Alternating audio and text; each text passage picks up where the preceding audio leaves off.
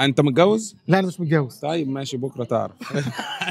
انا عيوطه مش هقول لهم حاجه، ليه؟ هقول لهم انتوا ما عرفتوش رجاله. هاي يا احمد، ازيك؟ ازيك، ايه الاخبار؟ بس النهارده الفيلم رومانسي جدا، انت بتعيط قدام مشاهد رومانسيه ولا لا؟ ساعات. قول لي ساعات. اكتر مشهد رومانسي شفته وعيطك. لا انا عيوطه. يعني انا ممكن اعيط عادي في اي مشهد حتى لو مش بين بني ادمين، يعني ممكن مشهد بين بني ادم وحيوان يعيط. في بعض البنات بيشوفوا ان الراجل اللي دمعته قريبه ان هو ما ينفعش نقول عليه راجل، تقول لهم ايه؟ ما اعتقدش. مم. يعني ما اقدرش اقول لهم حاجه، ليه؟ اقول لهم انتوا ما عرفتوش رجاله.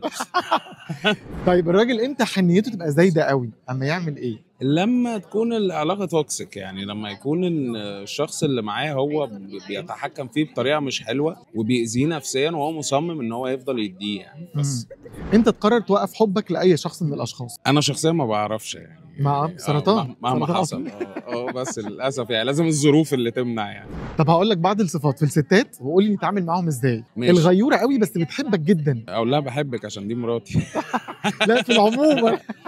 او لا لازم الراجل اللي ياخد السبيس بتاعته، لازم ياخد الثقه بتاعته عشان ما يحسش ان هو زهقان، ما يحسش ان هو عايز ينفر. الست دايما اللي عايزه تبقى قراراتها هي اللي سايده في البيت، في البيت مش بره البيت. تبقى هي الملكه في البيت، تقول اي حاجه.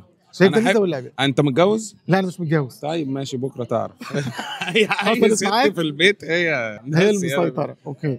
ايه الصفه اللي موجوده في الستات ونفسك تتلغي منهم كلهم عشان تبقى الحياه حلوه ورومانسيه؟ بحس ساعات ان هم بيدوروا ازاي، يعني الثقه والغيره وكده. هم مش بيبقوا واثقين قوي في الراجل اللي معاهم او كده، او يمكن في البنات التانية. فهم محتاجين يبقى عندهم ثقه في الراجل اكتر من ان هم مش واثقين في البنات التانية، في الكومباتيتورز بتوعهم. احمد انت معاه ولا ضد جواز الصالونات؟ لا ضد طبعا. ضد جواز الصالونات؟ ضد جدا جدا. مفيش اي علاقه حواليك نجحت من غير حب قبل الجواز؟ ما شفتش خالص، بتبقى ميته كده ما فيهاش حاجه يعني. احمد عايز منك كلمه لكل اتنين في علاقه عشان علاقتكم تكمل وتبقى سويه. اعرفوا ازاي تتصالحوا، اعرفوا ازاي تحبوا بعض، اعرفوا ازاي تعدوا المشاكل مع بعض، يعني دي اهم حاجه يعني.